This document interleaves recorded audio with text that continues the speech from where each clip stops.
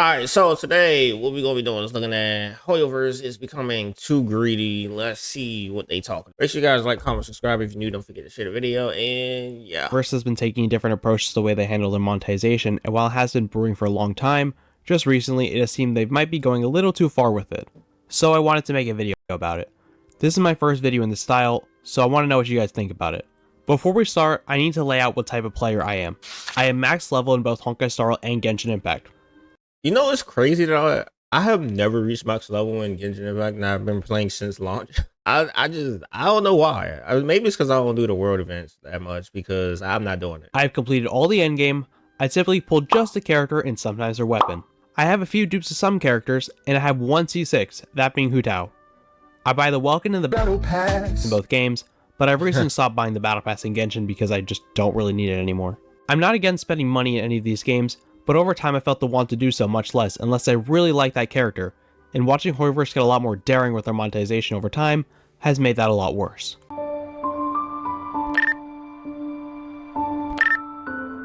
Now I'll admit, I really do think Honkai Star Rail did start out as a generous game. They gave out It definitely did start out as a generous game. Like, if you look at all the videos when they first came out, they're like, oh my gosh, Honkai Star Rail did this, Genshin could never. Genshin could never. Genshin could never. And that's all the titles were. a lot of pulls on launch, much more than Genshin Impact, and how a lot of people were very happy about that. In the first few months of the game, you didn't have to pull light cones since they were nothing but stat boosts. The only thing you had to worry about was getting some elemental coverage, which doesn't really matter anymore. You could have fun running your Dill and Fall of an Aeon and still clearing with no issues. And Honkai Star Rail appeared even more generous with the release of Dr. Ratio, who was completely free and didn't require you to pull him at all. He was also the beginning of the famous Genshin can never meme, which in hindsight was kind of stupid, but it was also kind of correct. It was a hilarious meme, in my opinion. I think it was funny.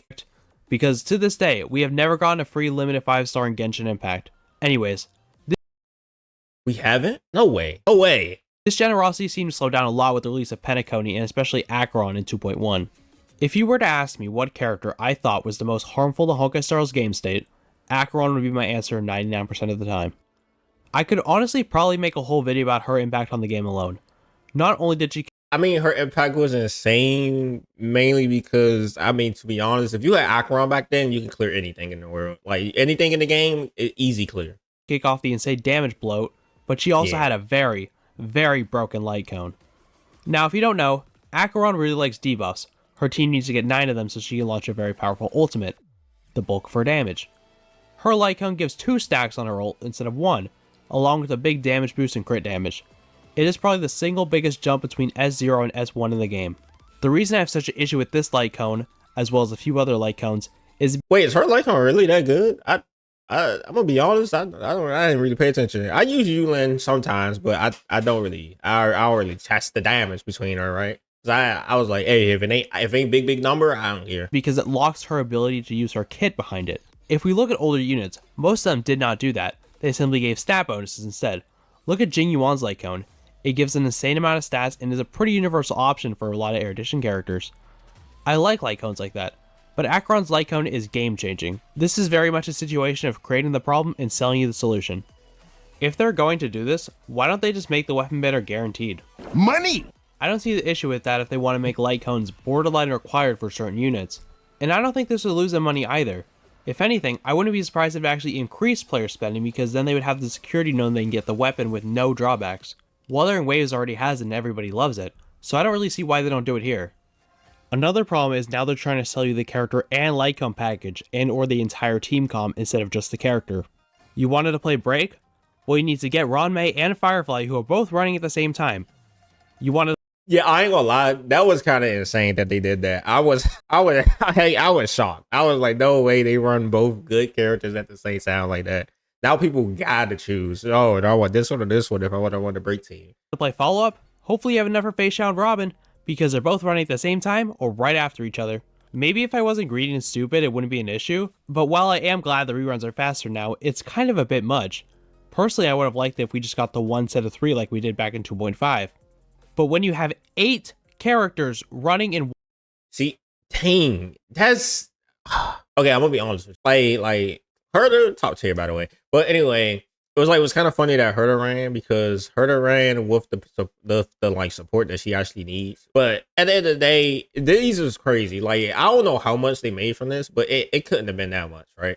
Because it's 8 banners. It's 4 for each patch, right? Which means people they had to choose. Most people chose Herta, obviously, but they had to choose which one they was going for.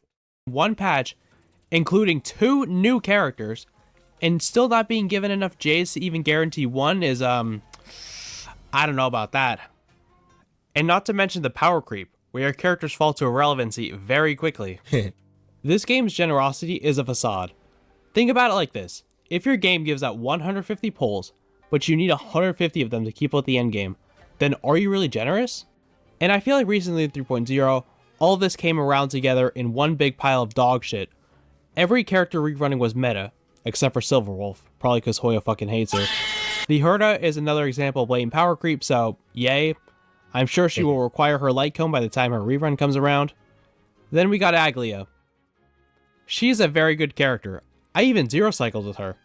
I don't know. I don't know about all that. I keep hearing people say that she is one of the most worst characters ever because you need her at E2 S1. I keep hearing that you need her light cone, or you at least need E2 to make her actually good. Or if you have her team. But like I ain't get Sunday, because why would I want Sunday, bro? Like what the heck?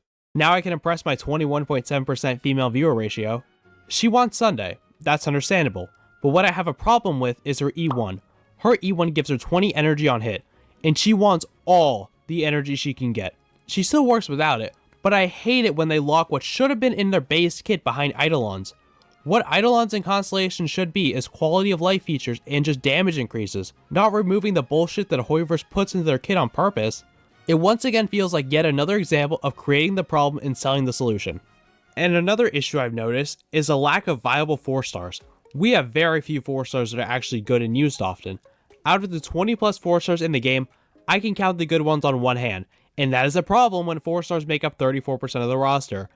At least in Genshin, you have characters like Bennett and Xingqiu who are still amazing to this day, but there's nothing like that in Star Rail.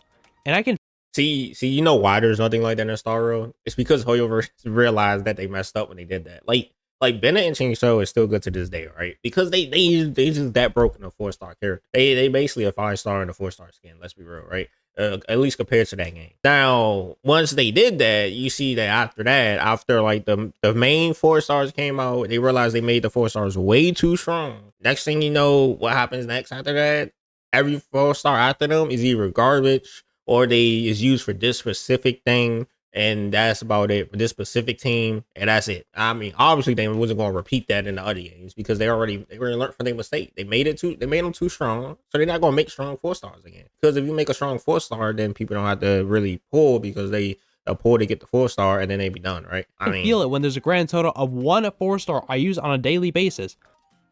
And the 4-star problem is amplified even farther when you realize that we only got 2 new banner 4-stars in all of 2024, and we have no new Amphore's 4-star in the drip marketing as of now, meaning that the earliest our next 4-star could be is around 5.3, which is around June. That's bad. We're not getting one in that, probably. I won't believe it. So now is not only a problem with the lack of viable 4-stars, but it's also a problem with not having any new 4-stars. Like, look at this selector. Yeah, this shit is so ass. Bro, that selector was it's just a free pull for me because all of them was already back. So I just click a random and I get a free pull. These are just some of the reasons why I kind of don't like pulling for newer characters much anymore, because then I know that if I don't get everything for them and there's no 4-star replacement, then put me in the corner of a hotel room and call me Sneeko because I am getting cucked. But as greedy as Honkai Star Rail is becoming, I don't think it's as bad as Genshin Impact. That's Yeah, I'm gonna be honest. I still kind of bad about that. I ain't gonna lie. Genshin really poured the gotcha with that one. Like they put the gotcha and gotcha game in with that. Like they released both characters that need each other to be on the same team. Movika, whatever the heck you pronounce her name, and Ciali, right? I probably just pronounced that horribly, but I really can care less. So they put both of them on the same team, same banner, same day, same banner length, no free primos or anything, and it was like I have fun. I was like, that's crazy. I just got lucky. I got lucky, and I got both of them. But at the end of the day, it's like that was just horrible. In my opinion, that was just a horrible because you got to get both in the same patch, which a patch lasts only 21 days. Instead of at least making it a month patch, they was like, nah, Same patch, 21 days. I got like it forced you to pull. It forced you to spend money if you want both characters, right? That's right, Genshin, you aren't safe for me. I've noticed ever since the beginning of Natlan, they've been getting pretty bold with their monetization, but that doesn't mean it wasn't there before. There was a weapon banner not having weapon charting. Luckily, we did get it fixed. Hail Tectone! There's also characters like Hu Tao who really wants her C1. Trust me, I've played C0 and C1, and yeah, C1 does make her a lot easier to play. But as the game aged... Oh, I got C1 like first day, I'm gonna be honest. Because I saw how she played without it, and I was like, I'm not about to play like that. Things started to change. Throughout Fontaine, we got characters like Risley who really do like a C1. But Natlan, oh boy. Natlan brought it to a whole new level. They made pretty much every Natlan unit insane for exploration, but only in Natlan. So unless you want to use your You know, I still don't understand why they did that. Like, it makes no sense to me, but you know, whatever. alone in roller skates for a grand total of 3 seconds, you aren't going anywhere outside of Natlan. But if you do want to use them for exploration outside of Natlan, then you need to shell out another $300 because a lot of the Natlan characters have their night soul usage reduced outside of combat in their C1s, meaning more exploration. They also added the new night soul mechanics on all of the characters. With that, you really want to play Natlan units in order to take full advantage of the Hero of Cinder City set. I won't go into too much detail about all the characters, otherwise this video would be way too long, but there's one character in specific that made this all just feel so much worse. And that character is none other than the Archon of the region herself, Mavwika. I don't like Mavwika's kit. Now, typically Archons will take advantage of the unique mechanics that they bring in their region. Think of Nahida with Dendro or Farina with the HP drain. And Mavwika is no exception to this. But the issue here is that Mavwika is a DPS. She can work as a sub DPS support, but main DPS is where she shines. Meaning that the team is made to support her. Mavwika needs stacks of Fighting Spirit in order to launch her burst nuke, and Fighting Spirit charges faster using Night Soul points. This means that she requires Natlan use in order to fully function properly. She works okay without them, but she heavily wants them. Mavwika is a lot like a shonen protagonist. While she might be kind of strong on her own, when she gets the power of friendship on her side, she becomes unbeatable. This is basically the equivalent of if Farina's buffs only worked on Fontaine characters. I think you can see why that's a problem. Imagine you skipped early Natlan units for Mavwika. Yeah, I didn't skip her. I didn't skip that one. I just lost a 50-50. So, you know, I can't do anything about that. And then you find out that she needs them to be at her best. But don't worry, the game is nice to you, you see. They give you a free Kachina to play with your Mavwika. Oh! Ew, dude! That's what I gotta do. I can't be the only person who feels like them giving us these bad characters out for free almost feels like an insult at this point. But if you don't want to play Kachina, and I can't blame you because she's not too good, don't worry, there's another Natlan character that's running on Banner too that works perfectly with Mavwika, Sit Lolly. But there is a little problem. Hoyo decided to run both of these brand new characters on the same banner phase. This was the first time in Genshin history this has happened. Like I said, that was crazy. Like, at least when Villas did it, they decided to, you know, actually give out one of the banner characters for free. And then it was like, all right, because this is something new that we're trying. So we all know you want this one. We're not giving that one out for free. We give out the other one, that the sub, whatever, sub DPS, whatever. We give them out for free. There you go. Done. But Genshin was like, we're going to run both of these, and we ain't giving none of them out for free. Like, it's crazy. And to add insult to injury, the Lantern Right rewards were in the second phase, meaning you lost all of those because Dawe needed to buy a 6th yacht. This was one of the scummiest things Hoyoverse has ever done. You know, I kind of wanted to pull from Mavwika because she's really fucking hot, but this decision was so bad I couldn't do it. This isn't the first time I've skipped characters because I don't agree with the price point or the practices, and this won't be the last. I can tell they wanted to milk as much money out of us, and that was just disappointing, to be honest. It's weird because last year, the internet was broken over 3 polls, but then when this happens, I barely saw anybody talking about it. I don't know what you mean barely. I talked about it, but I don't think I made a video on it because I knew that. And then, like, people didn't care. Most people didn't care. They was like, oh, yeah, whatever. Yeah, that was crazy. But my opinion, that still hurt me to this day that they did that. I just got lucky. But it was crazy. And the greed isn't only on the characters, it's also extending to the enemies too. These new abysses have enemies that want Night Soul to break their shields. This shit was so annoying I had to bust out my benched Arlecchino to hopefully normal attack it until it died. I can probably make a whole video on the shortcomings of Natlan, and their newer approach to the way they monetize their game just made it so much worse. I do like Genshin, but man, these decisions are just getting worse and worse. As for Zenless Zone Zero, I don't really think it has any issues with greed yet. I've lost more gallons to that game than I have dollars, so I'm not really worried. That's crazy. Because we all know it's true. I will say the Wenjins are getting kind of ridiculous, and there might be a bigger issue with power creep if we keep going higher than Miyabi, but we're gonna have to wait and see. Yeah, but it makes sense that Miyabi was power creep in the first place because she literally, I mean, it's Miyabi. Like, she was hyped up to be one of the strongest characters in the game anyway, as we know of so far. So it makes sense that she'd be one of the strongest, right? She's basically the Akron, to be honest. So it may start. It may be starting. Who knows? Now, I know I've received comments about how it's a gacha game, and of course it's greedy and it's crossing into predatory, and you're right. Gacha games being greedy is about as common as chips and salsa at a Mexican restaurant.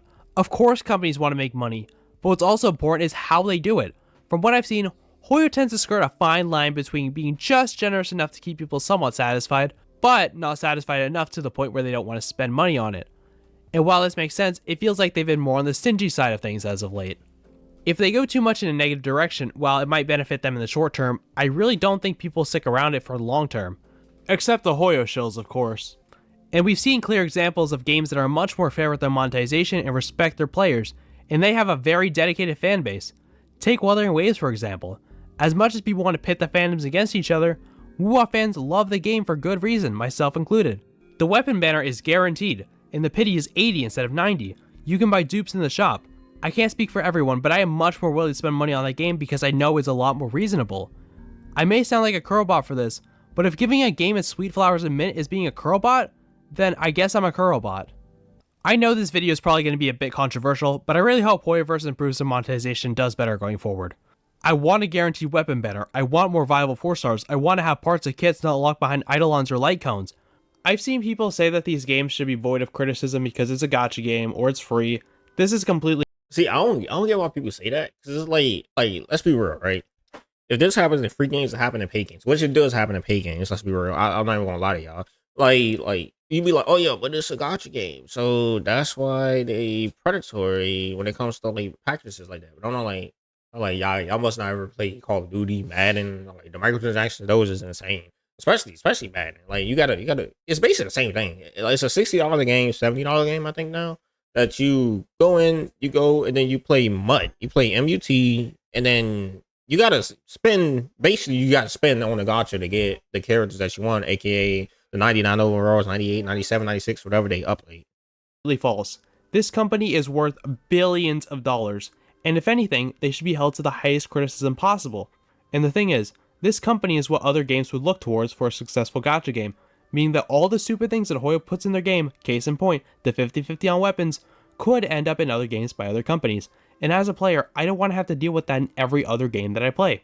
Luckily, Wuthering Waves significantly improved it, and there are other games out there too with good gachas, and I'm hoping other games in the future, like Nikkei, well, I was just saying, Nikkei, good gacha. do the same.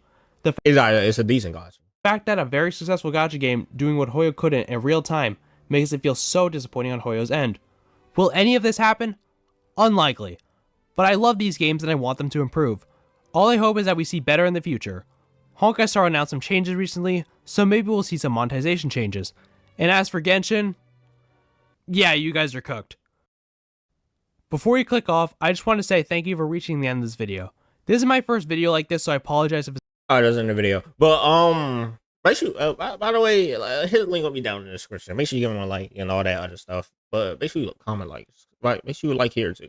But basically, I mean, it's true. I mean, Zenless is getting there. I mean, I know Genshin did just release like a survey, like, oh, what do you want to see type thing. I don't know why it took them 4 years to release that in the first place, but we ain't gonna talk about that. But at the end of the day, that's crazy. But at the end of the day, what I say is, when it comes to Genshin, I mean, I'm a when it comes to Genshin, they already lost. So when it comes to Honkai, they're moving into that direction, but I think they can easily move out of that direction. They, like you said, they did state that they was gonna change some things up because people didn't like it in the first place. So hopefully they actually follow through with that. But then when it comes to Zenless is chilling. Zenless still in the infancy stage. So they just chilling. They giving out what they want to give out. They just relaxing. They doing they little goony goons and they chilling. But anyway, other than that, yeah, that's about it. I'll see you guys in the next video. Peace.